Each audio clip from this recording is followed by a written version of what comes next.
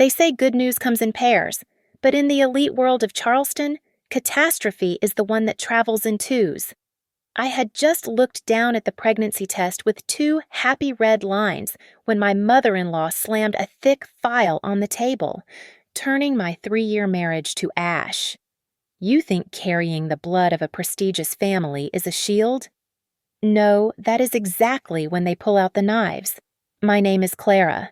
At 29, I spent my days breathing life into fading canvases at Apex Restoration, carefully removing centuries of grime to reveal the truth underneath. It was ironic, really. I was an expert at preserving history, yet I had no idea that my own history was being rewritten by the very people I shared Sunday roast with. Marrying into the Hawthorne family was like stepping into a period drama where the costumes were Chanel and the polite conversation was laced with arsenic.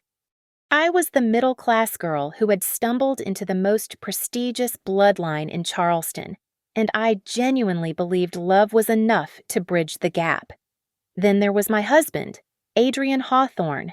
He was beautiful in that classic old money way, sandy hair, a jawline that could cut glass, and a heart that was unfortunately tethered to his mother's apron strings by an unbreakable steel cable. Adrian loved me. I knew that, but he worshipped the ground his mother walked on. To him.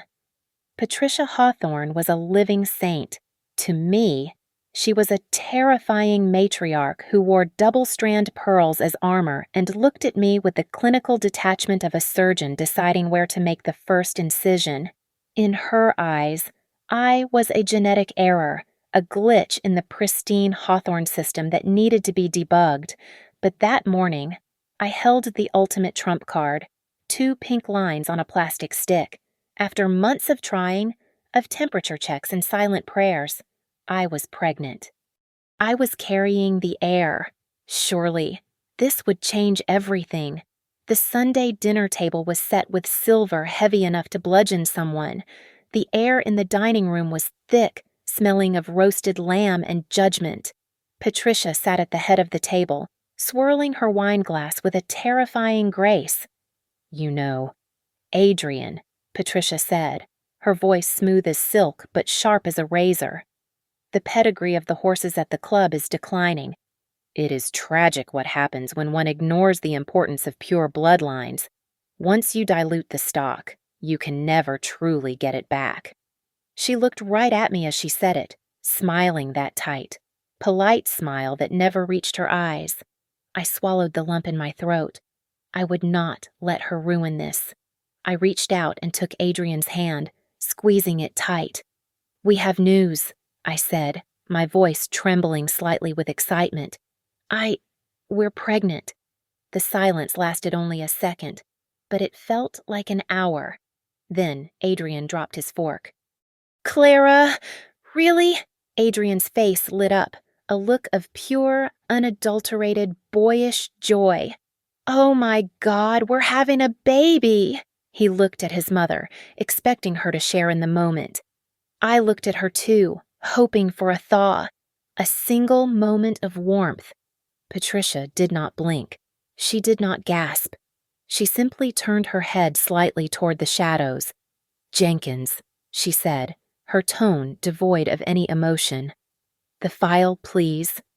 The butler materialized not with a bottle of champagne, but with a thick black envelope.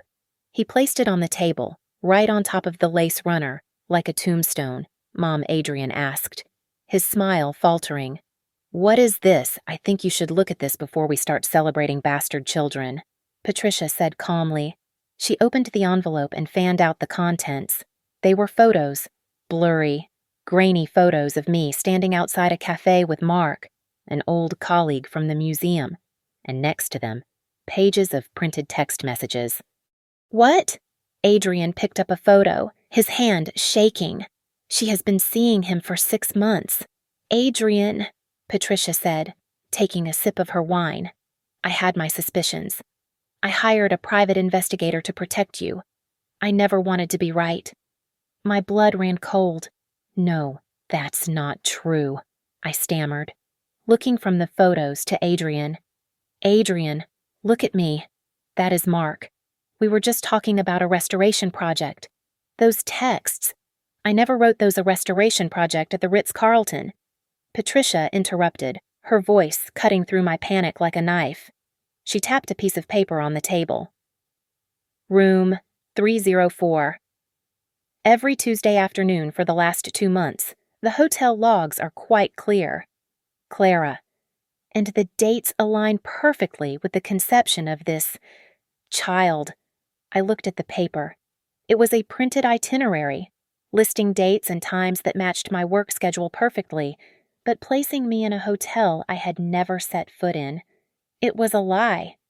A perfect, terrifying, expensive lie. Adrian, please, I begged, reaching for him. You can't believe this. It's insane. Adrian looked at the proof, then at his mother's resolute face, and finally at me. The joy in his eyes was gone, replaced by a dawning horrific suspicion. I watched the blood drain from Adrian's face. He was staring at a photograph of me laughing at a coffee shop, leaning across a table to look at a sketch. It was innocent. A meeting with Mark about a 16th century varnish technique, but the camera angle was predatory.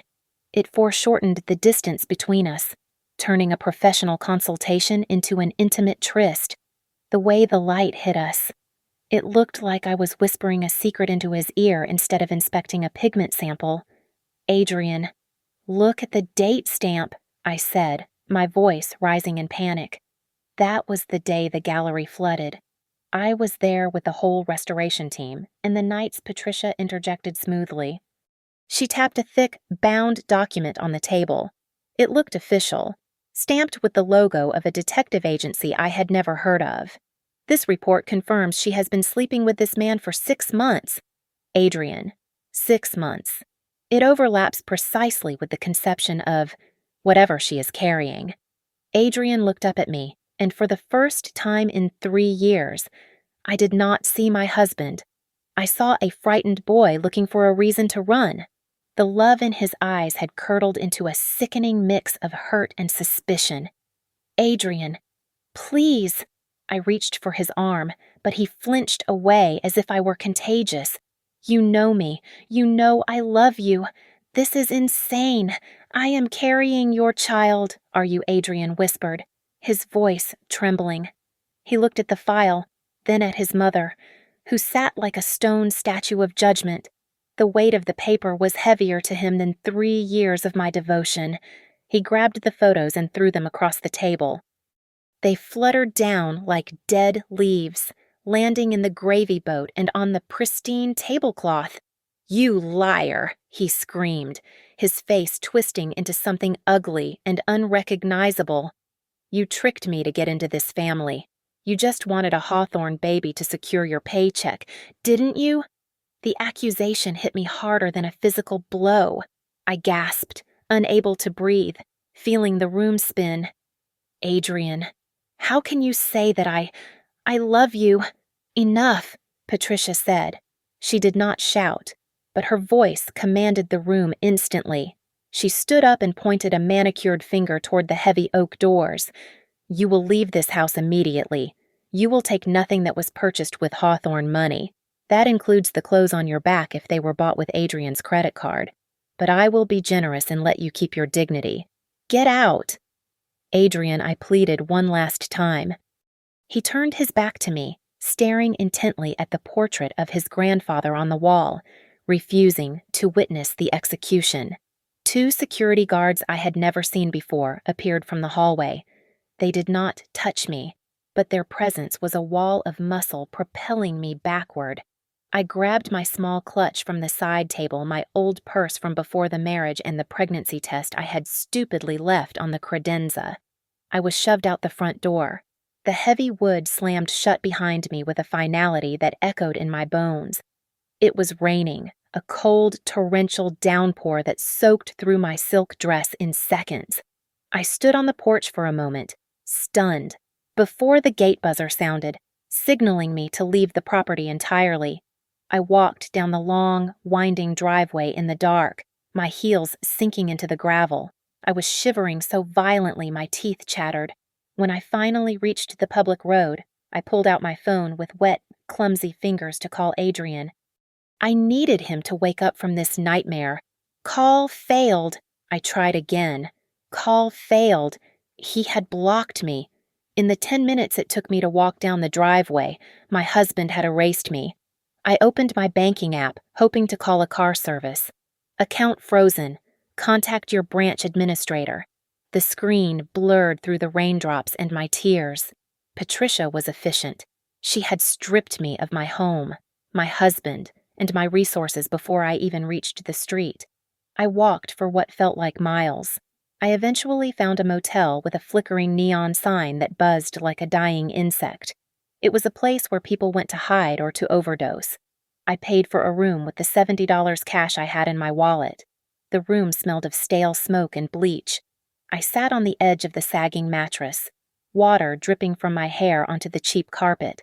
I clutched the plastic pregnancy test in my hand, staring at the 2 lines that had sparked this apocalypse. I was alone, pregnant, and penniless, up against the most powerful family in Charleston. As the adrenaline faded, terror set in, cold and absolute. I curled up on top of the scratchy bedspread and wept until my throat burned. 2 days later, the other shoe dropped. I was at Apex Restoration, trying to focus on a tear in a 17th century portrait. When the receptionist called my name with a pitying look, I was beginning to hate. A process server stood in the lobby. He shoved a manila envelope into my hands and walked away without a word. I opened it right there. It was a divorce summons. The legal jargon was dense, but the accusations jumped out at me like bold text: adultery, marriage fraud, and then the clause that made my knees buckle a demand for immediate, invasive prenatal paternity testing. They did not want to wait for the birth. They wanted a needle in my womb now, regardless of the risk of miscarriage. This is insane, I whispered, clutching the paper. They want to kill it. They don't care if they kill it. Before I could even process the cruelty, my boss called me into his office. He refused to meet my eyes. Clara, I am sorry, he said, shuffling papers on his desk. We have received calls, important donors. There are rumors circulating about theft, unethical conduct. We have to put you on indefinite unpaid suspension until this clears up. Patricia moved fast. She was not just divorcing me. She was erasing my ability to survive. I spent the next 48 hours running from one law office to another. It was a humiliating parade of rejection. As soon as I mentioned the name Hawthorne, doors closed. I can't help you, ma'am, one attorney said, not even looking up from his lunch. My firm represents Hawthorne Enterprises. It's a conflict. Another was more blunt. You want to fight Patricia Hawthorne, honey. I like my license. Go home. The stress was a physical weight, pressing down on my chest. That afternoon, a sharp cramp ripped through my abdomen. I doubled over on the sidewalk, gasping for air. I ended up in the emergency room of the county hospital, surrounded by the destitute and the forgotten. I lay on a gurney with a thin sheet, listening to the beep of a monitor, terrified I was losing the only thing I had left. You are under extreme stress, the resident doctor told me, looking at my chart. You need rest. If you keep going like this, you will lose this pregnancy. Rest. It sounded like a luxury for the rich. The next morning, I had a hearing for a preliminary motion regarding the paternity test. I checked my wallet. I had $3 in change. Not enough for a taxi. Not enough for an Uber. I realized with a jolt of dark irony that this was my life now. I was the pregnant woman walking miles to court because her billionaire husband had cut her off. I walked. My feet blistered in my cheap flats. By the time I reached the courthouse, I was sweating and pale, my hair plastered to my forehead. I collapsed onto a bench in the busy hallway, trying to stop my hands from shaking. Clara. The voice was raspy, familiar. I looked up. Standing there in a suit that looked like it had been slept in, holding a lukewarm coffee, was Sarah Reynolds. We had gone to college together. She was brilliant, chaotic, and had a hatred for authority that had driven her into criminal defense. "Sarah," I croaked. She sat down next to me, her eyes scanning my face with professional intensity. "You look like hell. What are you doing here?" I couldn't hold it back. I told her everything: the dinner, the fake photos, the invasive test demand, the suspension. I showed her the summons. Sarah listened without blinking. Her expression shifted from concern to a cold, hard anger. She looked at the Hawthorne legal team gathering at the end of the hall, men in suits that cost more than my annual salary. "They want to stick a needle in you based on photoshopped garbage," Sarah asked, her voice low and dangerous. "No one will take the case," I whispered, wiping a tear from my chin. "They own everyone. Sarah. I'm going to lose everything." Sarah took the file from my hands. She stared at Patricia's signature on the bottom of the page. "Not everyone," Sarah said. She looked at me, a fierce grin breaking through her exhaustion. "I'll take it. Pro bono. I have been waiting for a chance to take a swing at the Hawthorns." You would do that, Clara. "Get up," Sarah said, standing and offering me a hand. "We are going to walk in there, and I am going to start the fire. I am going to burn that witch's hypocritical shell right off her back." We turned Sarah's cramped, messy office into a war room. The window overlooked a brick wall, a stark contrast to the manicured gardens of the Hawthorne estate, but the air here felt cleaner. It smelled of justice and cheap takeout. I pulled up the photos on my phone, the ones I had snapped in a frenzy before being thrown out into the rain. They were shaky and poorly lit, but they were legible enough for Sarah. "Look at this," Sarah said, squinting at the screen of her laptop where we had uploaded the images. She pointed a pen at the printout of the text messages Adrian had believed were mine. "The kerning is off. Look at the lowercase a. The standard system font for an iPhone doesn't space letters like that. It is a custom font. Clara." Whoever forged this used a template found online and forgot to reset the typography defaults. I leaned in, my heart pounding against my ribs. "So, they're fake, definitely amateur hour." Sarah scoffed, but Adrian wouldn't know a typeface from a hole in the ground. He just saw what he wanted to see. "Wait," I said, a sudden memory sparking in the fog of my grief. The dates, the hotel logs. I dug through my small toolkit, the only professional equipment the guards had let me keep because they deemed it worthless. Buried under brushes and solvents was my old smartwatch. I had stopped wearing it months ago because it clashed with the diamond bracelet Adrian gave me, but I used it to track my movement when I was working in large archives. "I was wearing this on June 12th, I said, my voice rising. "The day the report says I was in room 304 with Mark." I plugged the watch into Sarah's computer. We held our breath as the cloud data synced. The timeline populated. On June 12th, at 2 in the afternoon. The GPS did not place me at the Ritz-Carlton. It placed me 20 feet underground, in the climate-controlled basement of the Charleston Museum. "And look at the biometrics," Sarah whispered, tapping the screen. "Heart rate 62 beats per minute. Resting. You were sitting down. Probably painting." "If I were having an affair," I said, feeling a surge of vindictive triumph, "my heart rate would be a lot higher than 62. "We have the alibi," Sarah said, cracking her knuckles. "Now we need the source. I know a guy. That guy was Leo. He arrived an hour later, a lanky young man who looked like he hadn't slept in a week, wearing a hoodie that cost more than my wedding dress. He didn't ask questions. He just plugged a black drive into Sarah's laptop and started typing at a speed that made my eyes water. "Deep fakes," Leo said after 10 minutes, spinning his chair around, high quality, probably generated using a brand new adversarial network, but they got lazy with the scrubbing. The metadata is still there. See this tag. It stamps the software version used to render the shadows. Real photos don't have rendering tags. Can you trace who ordered them? Sarah asked. Already did.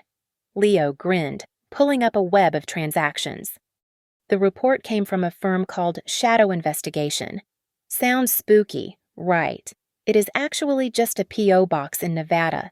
The owner is a man named Thomas Miller. Never heard of him. I said, neither has the IRS since 1998, Leo said dryly. Because that is when he died. It is a shell company. Clara. A ghost firm set up to wash money and fabricate dirt. Follow the money. Leo, Sarah commanded. Who paid the ghost? Leo tapped a few more keys. The payment for the report $10,000 was wired 3 weeks ago. It didn't come from Patricia's personal account. She is too smart for that. It came from a nonprofit. He turned the screen toward us. The bank transfer was highlighted in neon green, the Hawthorne Foundation for Underprivileged Youth. I gasped, covering my mouth. She paid for my destruction with charity money. Money meant for orphans. That is embezzlement, Sarah said, a wolfish smile spreading across her face. And fraud. And falsifying evidence. Patricia didn't just frame you. Clara, she just handed us the keys to the kingdom. She thinks she is untouchable, I whispered, looking at the damning line of code. She thinks I am just a helpless pregnant girl living in a motel. She is about to find out, Sarah said, closing the laptop with a satisfying snap, that she picked a fight with the wrong mother. The realization that Patricia was funding her private war against me with money meant for underprivileged children shifted something inside me. I was no longer just a grieving wife trying to salvage her reputation. I was a hunter looking at a wounded prey. The Hawthorne name was built on a foundation of moral superiority, but beneath the marble floors and charity galas, it was rotting. She is going to regret this, I said, staring at the screen where the illegal transaction glowed. Don't show your hand yet, Sarah advised, leaning back in her chair with a predatory grin. Let her think she has won. If she thinks you are broken, she will get sloppy. Play the victim. Clara. It was the hardest acting performance of my life. I opened my laptop and typed an email to Adrian. I poured every ounce of pathetic desperation I could muster into the text, begging for forgiveness I did not need, asking for a chance to explain, telling him how cold the motel room was. The reply came 3 hours later. I opened it, hoping for a flicker of the man I married, but the words on the screen were cold enough to freeze hell over. Clara, for the sake of the family reputation. We are willing to offer a settlement. You will terminate the pregnancy immediately at the clinic of our choosing. Or you will sign the attached document relinquishing all parental rights upon birth. If you refuse, we will bury you in litigation until you starve. He couldn't have written this, I whispered, my hand shaking as I touched the screen. Adrian wanted this baby. He loved me. Patricia wrote it, Sarah said gently, placing a hand on my shoulder. Adrian just clicked send. Or maybe he didn't even see it. It doesn't matter. Clara, he is complicit. I took a deep breath and nodded. Okay. If they want a war, they get a war. Over the next 2 days, I fielded calls from Patricia's legal team. I put my phone on speaker and hit record. They were slick, aggressive men who treated me like a stain on a silk shirt. They offered me $50,000 to leave Charleston and never return. They hinted that accidents happened to single women living in bad neighborhoods. I let them talk, capturing every threat, every bribe, every ounce of coercion. While I played the part of the terrified ex-wife, Leo was dissecting Patricia's digital life. Got her, Leo said on the 3rd morning. He spun his laptop around. She used a burner email for the investigator, but she got lazy with the photo editor. She used her personal account because the file sizes were too big for the encrypted server. He pointed to an email thread with a subject line that simply read, Project Cleanse. Who is the recipient? Sarah asked, leaning in. A kid named Jason, Leo said. He is a senior art student at the local university. Looks like he has quite a bit of student debt. He received a cash payment of $5,000 the day before the dinner. We found Jason in his dorm room. It smelled of turpentine and stale pizza. When he saw Sarah's badge, which she flashed fast enough that he didn't see, it was just her bar association ID, he turned the color of parchment. I didn't know who she was, Jason stammered, backing up against his easel. She just contacted me online. She said it was a prank for a bachelor party or something, a prank involving a divorce and a ruined life. I asked, stepping forward. My voice was low, trembling with a mix of rage and hormones. Do you have any idea what you did to me? I am pregnant, Jason, and because of your Photoshop skills, my husband threw me out on the street. Jason looked at my stomach, then at my face, and guilt washed over him. She made me record our call, Jason admitted, his voice barely a whisper. She said she wanted to make sure I followed instructions perfectly. I kept it for insurance because, well, she seemed scary. He fumbled with his phone and played the audio file. Patricia's voice, unmistakable and imperious, filled the small, messy room. Make it look dirty. Jason, I want the lighting to suggest intimacy. Blur the background so he focuses on her face. Adrian needs to be disgusted by her. I want him to look at her and feel sick. Silence hung in the room as the recording ended. Sarah looked at me, and for the first time in weeks, I smiled. It wasn't a nice smile. It was the smile of a woman holding the detonator. We have her, Sarah said, not just for the divorce. For slander, for fraud, for emotional distress. We have the smoking gun. I took the phone from Jason, clutching it like a lifeline. No, I said softly. We have the nuclear option. We do not use this in mediation, Sarah said, tapping her pen against the desk in a rhythmic, military beat. She looked at the recording of Patricia and the confession from Jason. If we show this to her lawyers behind closed doors, they will offer you $10 million to sign a non-disclosure agreement. Patricia walks away clean. Is that what you want? I looked at the rain streak on the window.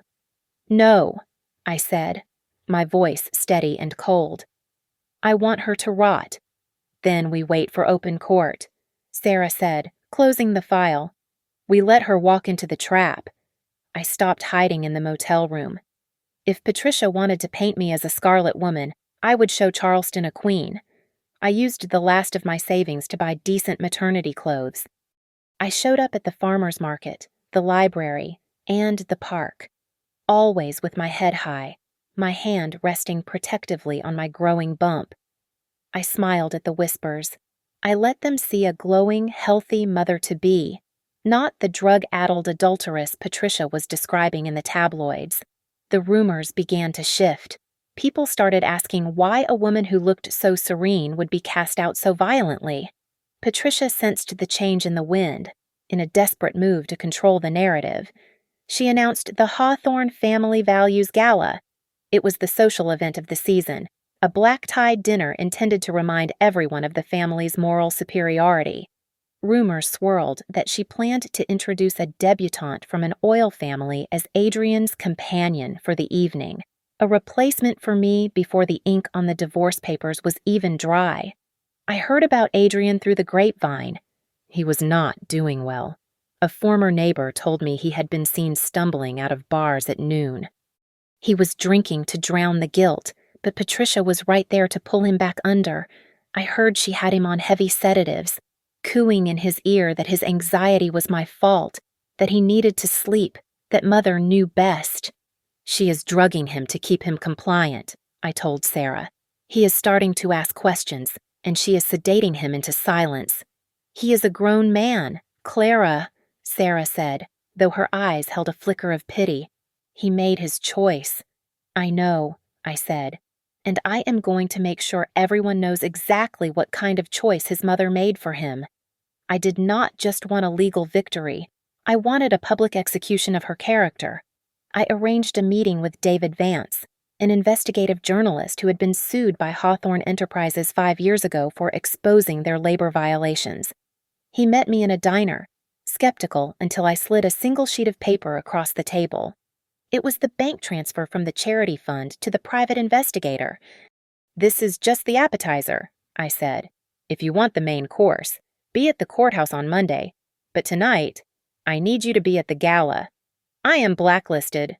David laughed, looking at the document with hungry eyes. "Sneak in," I said.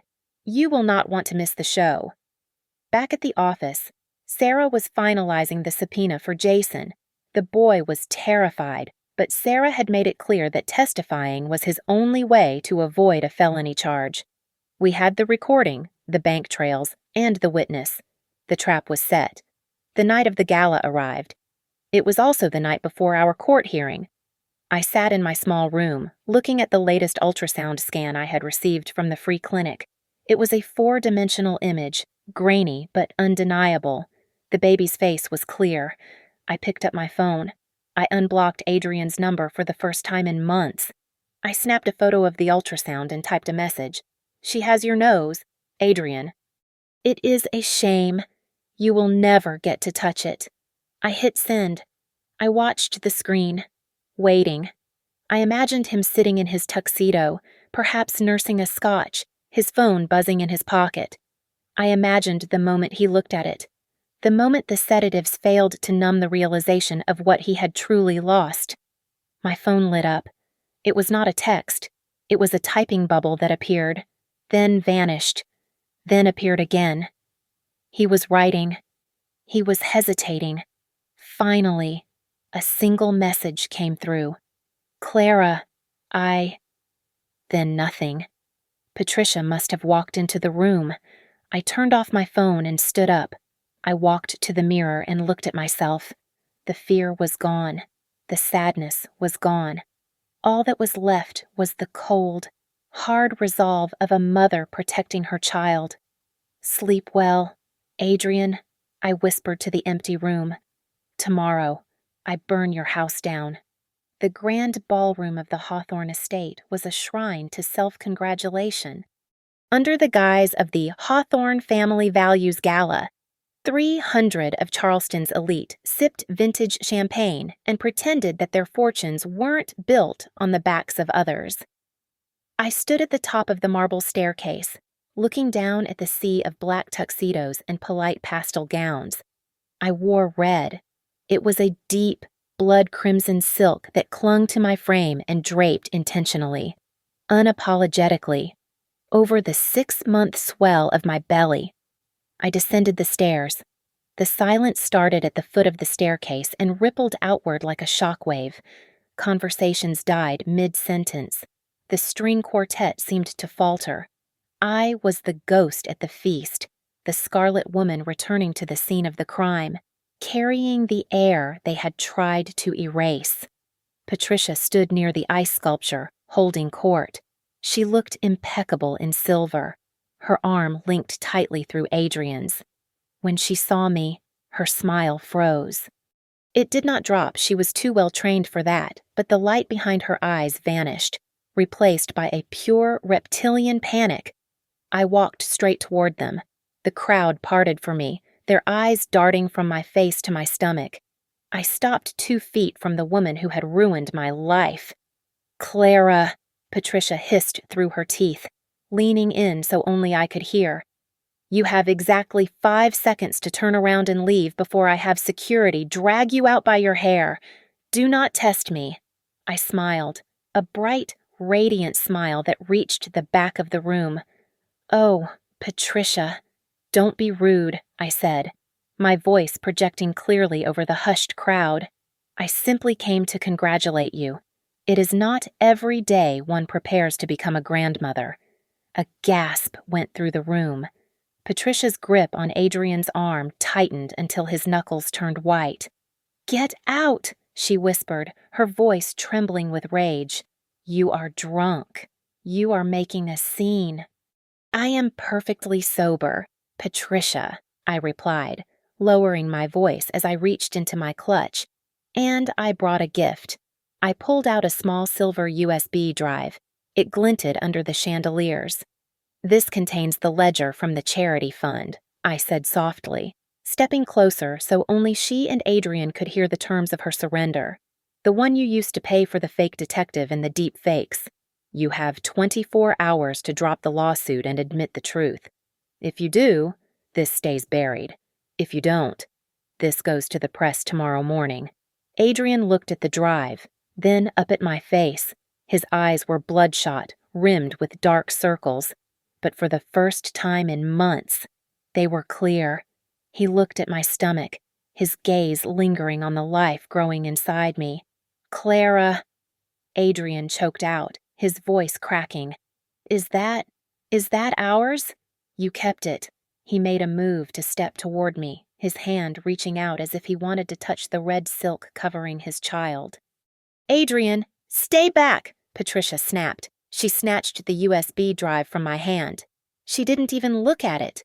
With a sneer of absolute arrogance, she dropped the drive into her glass of Chardonnay. It splashed into the gold liquid, sinking to the bottom among the bubbles. I am not afraid of you, Patricia spat, her voice rising now, abandoning all pretense of civility. You filthy lying opportunist. You think a little plastic toy scares me? I am Patricia Hawthorne tomorrow. I will bury you in court so deep you will never see the sun again. The room was deadly silent. Everyone had seen her throw the drive. Everyone had heard the venom. I looked at the wine glass, then shifted my gaze to Adrian. He was staring at his mother with a look of dawning horror, as if seeing a monster shed its skin. You see that, Adrian? I asked softly, locking eyes with him. Your mother just threw away the last chance to save this family. I gave her an out, and she chose war. I didn't wait for an answer. I turned my back on them. Enjoy the party, I threw over my shoulder. I walked away through the stunned crowd, my head held high. Behind me, the murmurs exploded into a roar of gossip. But I didn't look back. I had walked in as a victim, but I was leaving as the executioner. The USB in the wine glass was meaningless. Patricia didn't realize that in the digital age. Nothing is ever truly singular. I had copies. And tomorrow, I would use them to burn her world to the ground. The courtroom was cold, an antiseptic chill that seeped through the thin fabric of my maternity dress. On the other side of the aisle, the Hawthorne legal team looked like a phalanx of sharks in Italian suits. There were 5 of them, their briefcases gleaming under the fluorescent lights. In the center sat Patricia, upright and regal, wearing a suit of armor disguised as a navy Chanel blazer. Beside her was Adrian. He looked like a ghost. His skin was gray, his eyes hollow and unfocused, staring blankly at the mahogany table as if he were already dead. Patricia's lead attorney, a man named Sterling, whose smile looked like a baring of fangs, began his opening statement. He was theatrical, pacing before the judge with the fake photographs held high. Your Honor, Sterling boomed, his voice dripping with faux righteousness. We are here to dissolve a fraud. The defendant, Clara Hawthorne, is not merely an adulteress. She is a predator who entrapped the Hawthorne heir while carrying on a sordid 6-month affair with a colleague. These images, and the accompanying detective report, paint a clear picture of moral bankruptcy. I gripped the edge of my seat, my knuckles turning white. It was one thing to know the lies existed. It was another to hear them spoken into the public record. Sarah sat beside me, utterly relaxed. She didn't object. She didn't interrupt. She just waited until Sterling finished his performance and sat down, looking smug. Ms. Reynolds, the judge said, peering over his glasses. Your witness. Sarah stood up. She didn't have a team of 5. She didn't have a leather briefcase. She picked up a single sheet of paper. The defense calls Jason Miller to the stand, Sarah said clearly. A ripple of confusion went through the plaintiff's table. Patricia frowned, leaning over to whisper something to Sterling, who looked frantically through his notes. They had no idea who Jason was. The doors at the back of the room opened. Jason walked in, looking terrified. He was wearing a suit that was 2 sizes too big, and he was sweating. He took the stand, swearing the oath with a shaking hand. Sarah approached him gently. "Mr. Miller, can you please tell the court what you do for a living?" "I'm a student," Jason stammered, his eyes darting toward Patricia. "I study graphic design." "And do you recognize these photographs?" Sarah asked, holding up the incriminating pictures of me and Mark. "Yes," Jason said, his voice barely a whisper. I made them." The silence in the courtroom was sudden and absolute. Even the stenographer stopped typing. "You made them," Sarah repeated, her voice sharpening. "You mean you took them?" "No," Jason said, looking down at his lap. "I mean, I created them. They are composites, deep fakes. I took photos from Mrs. Hawthorne's social media and spliced them with stock footage and photos of the other man." "And who hired you to do this?" Sarah asked. Jason took a deep breath. He pointed a trembling finger across the room. "She did," he said. "Mrs. Patricia Hawthorne." A collective gasp swept through the gallery. At the plaintiff's table, Adrian's head snapped up. The vacant look in his eyes vanished, replaced by a sudden, sharp clarity. He looked at the witness, then slowly turned his head to look at his mother. "Objection." Sterling shouted, jumping to his feet. "This witness is clearly unreliable. This is hearsay. I have the bank transfer records." "Your Honor," Sarah said calmly, waving a document. $5,000 from the Hawthorne Foundation to Mr. Miller's account, dated 2 days before the photographs were presented to my client. And, Sarah continued, ignoring Sterling's sputtering, "we have the metadata. But, more importantly, we have the timeline." She projected the GPS data from my smartwatch onto the courtroom screen. At the exact moment the plaintiff claims my client was in room 304 of the Ritz-Carlton. Sarah pointed to the screen. "Her GPS location places her inside the vault of the Charleston Museum. Her heart rate was 62 beats per minute. Unless my client has learned to bilocate, these accusations are physically impossible." Patricia slammed her hand onto the table. The mask of the socialite shattered. "This is ridiculous!" Patricia screamed, standing up and ignoring her lawyer's attempts to pull her down. "That watch is tampered with. That boy is a liar. She paid him. She is a gold-digging whore who is trying to steal my family's money. Mrs. Hawthorne." "Sit down," the judge bellowed, banging his gavel. "I will not sit down," Patricia shrieked, her face twisting into an ugly snarl. "I am a Hawthorne. I do not let trash like her destroy my son's lineage. One last piece of evidence." "Your Honor," Sarah said, her voice cutting through the chaos like a knife. She pulled out a small speaker and pressed play. The courtroom fell deathly silent as Patricia's voice, clear and imperious, echoed off the walls. "Make it look dirty. Jason, I want the lighting to suggest intimacy. Adrian needs to be disgusted by her. I want him to look at her and feel sick." The recording ended. The silence that followed was heavy, suffocating. I looked at Adrian. He was standing now. He wasn't looking at me. He was staring at his mother with an expression of pure, unadulterated horror, as if he had just realized he had been sleeping next to a viper his entire life. The zombie was gone. The husband I had lost was finally, painfully, waking up. The sound of the gavel striking the woodblock was not a tap. It was a thunderclap that signaled the end of the Hawthorne dynasty. The judge, a man known for his composure, looked down at Patricia and her team with undisguised contempt. This court finds the evidence submitted by the plaintiff to be legally insufficient, fraudulent, and indicative of criminal conspiracy. The judge boomed, his voice echoing in the stunned silence. "I am dismissing the divorce petition with prejudice. Furthermore, I am referring the actions of Mrs. Patricia Hawthorne and the plaintiff's counsel to the district attorney for immediate investigation into perjury and fabrication of evidence. The words hung in the air like smoke. Beside Patricia, Adrian stood up. He did not rise gracefully. He shot up as if he had been electrocuted. His eyes were wide, darting from the shredded remains of his marriage to the woman who had orchestrated it.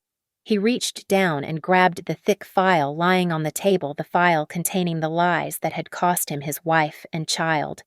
With a guttural roar that sounded more like a wounded animal than a man, Adrian ripped the file in half. Papers flew everywhere, raining down like confetti at a funeral. "You!" Adrian gasped, turning to face his mother. His hands were shaking so violently he could barely point. "You made me do it. You made me throw her out in the rain. You told me she was a whore, Adrian, darling. Compose yourself," Patricia hissed, reaching for his arm, though her own face was pale. "I did it for us. For the family name. We can fix this. Fix it," Adrian screamed, his voice breaking into a sob. "You killed my family. You tried to kill my child so you could keep your precious bloodline pure." He recoiled from her touch as if she were made of acid, stumbling back until he hit the railing. Patricia opened her mouth to speak, to spin another web, but the heavy double doors at the back of the courtroom burst open. It wasn't just the bailiff. 3 officers in windbreakers emblazoned with State Bureau of Investigation marched in, flanked by David Vance, the journalist I had tipped off. He was holding his camera high, capturing every second of the downfall. Patricia Hawthorne, the lead officer, announced, walking straight past the stunned lawyers. "You are under arrest for embezzlement, wire fraud, and tampering with a judicial proceeding. We have a warrant for your assets and your person." The color drained from Patricia's face, leaving her looking old and gray. For the first time in her life, her money could not buy her a way out. The officer pulled her hands behind her back hands that had never done a day of hard work and snapped the cold steel cuffs around her wrists. The click was the most satisfying sound I had ever heard. As the officers marched the Queen of Charleston out, the cameras flashed blindingly, immortalizing her humiliation. She tried to hold her head up, but the weight of her crimes dragged her down. In the wake of the storm, Adrian collapsed. He fell to his knees on the courtroom floor, surrounded by the scattered papers of his lies. He looked up at me, tears streaming down his face, mixing with the snot and saliva of a man completely broken. He crawled toward the aisle, reaching out a hand towards me. "Clara," he sobbed, his voice raw and pathetic. "Clara, please. I didn't know. She tricked me. I love you. Please. God, I love you. I want our baby. I'm sorry. I'm so sorry." I looked down at him. 3 months ago. Seeing him cry would have broken my heart. I would have rushed to comfort him, to fix him, because that was what I did. I was the restorer. I fixed broken things. But as I looked at him now, a weeping mess on the floor, I felt nothing, no anger, no hate, just a vast, empty pity. He wasn't a villain. He was just a weak man who had let his mother hold the leash for too long. But weakness, I realized, caused just as much damage as malice. I placed a hand on my stomach, feeling the strong, steady kick of my daughter. She deserved better than weakness. "Get up, Adrian," I said, my voice calm and devoid of warmth. "Clara, we can start over," he pleaded, grasping at the hem of my dress. "I'll make it up to you. I swear." I stepped back, pulling my dress from his grip. "You chose to believe a piece of paper over the woman you slept next to for 3 years. I told him, looking him dead in the eye. "You didn't ask me. You didn't fight for me. You just threw me away because it was easier than standing up to your mother." I turned my body toward the exit. "You don't deserve forgiveness, Adrian," I said, delivering the final verdict. "And you certainly don't deserve to be a father." I turned my back on his wailing and walked out of the courtroom, into the bright, blinding sunlight of a future that finally belonged to me. 6 months have passed since the gavel fell and shattered the Hawthorne dynasty. I sat on the sun-drenched porch of my new home, a beautiful craftsman bungalow that feels warm in a way the Hawthorne mansion never did. In my arms, my daughter slept soundly. I named her Hope. It seemed fitting, considering she was the light that guided me through the darkest tunnel of my life. The court awarded me full sole custody and a defamation settlement large enough to ensure that Hope and I would never have to worry about money again. It was not just cash. It was the liquidation of their pride, paid out to me dollar by dollar. Patricia did not fare as well. The judge sentenced her to 10 years in federal prison for wire fraud, embezzlement, and conspiracy. The investigation revealed that she had been stealing from the charity fund for over a decade to maintain her lavish lifestyle. The Hawthorne assets were frozen, the estate seized to pay off creditors, and the family name, once a golden ticket in Charleston, was now a cautionary tale whispered in polite society. And Adrian the Prince was left without a kingdom, disinherited by the debt and disgraced by association. He now lives in a cramped studio apartment on the edge of town. He found a job stocking shelves at a used bookstore and spends his evenings in court-mandated therapy, trying to undo 30 years of maternal brainwashing. I allow him to see Hope once a month. It is a supervised visit at a neutral family center. I do not do it for him. I do it because my daughter deserves to know who her father is, even if he is a broken man. I sit in the corner of the room, reading a book, never speaking to him directly. My lawyer handles the scheduling. I am not cruel, but I am finished. During the last visit, Adrian arrived wearing a coat that was fraying at the cuffs. He brought a silver rattle, a small, delicate thing that I knew must have cost him a week's wages of eating instant noodles. He held Hope with a terrified reverence, his hands shaking slightly. She looks just like you. Clara, Adrian whispered, looking up at me with eyes that begged for a crumb of redemption. I miss you. Every day. I did not look up from my book. I simply nodded to the social worker to indicate the time was up. He is searching for forgiveness, but I have none left to give. He chose his side, and now he has to live in the ruins of it. I have reopened my art restoration studio, but this time my name is on the door. Business is booming. I am respected not for who I married, but for the work I do. I am raising Hope to be strong, to value truth over appearance, and to never let anyone make her feel small. The evening breeze picked up, rustling the leaves of the oak trees in my yard. I looked down at the side table where the day's mail lay. On top was a plain white envelope. The return address was the State Correctional Facility. It was a letter from Patricia. My lawyer told me she wanted to arrange a visitation to see her beloved granddaughter. I did not feel anger. I did not feel fear. I picked up the envelope and walked over to the outdoor fireplace where a small fire was crackling against the evening chill. "Goodbye, Patricia," I whispered. I tossed the letter into the flames, unopened. I watched the paper curl and blacken, the ink bubbling as the fire consumed the last remnant of the Hawthorne hold on me. The sparks danced up into the night sky and vanished. I took a deep breath of the crisp, clean air and smiled. I had fought a war against a giant, and I was the one standing in the end. I was finally, absolutely free. Thank you so much for listening to my story. I would love to know where you are tuning in from. So please leave a comment below sharing your location and your thoughts on Clara's journey. If you enjoyed this story, please subscribe to the Lily Revenge Stories channel, like this video, and hit that hype button to help this story reach even more people. Your support means the world to us.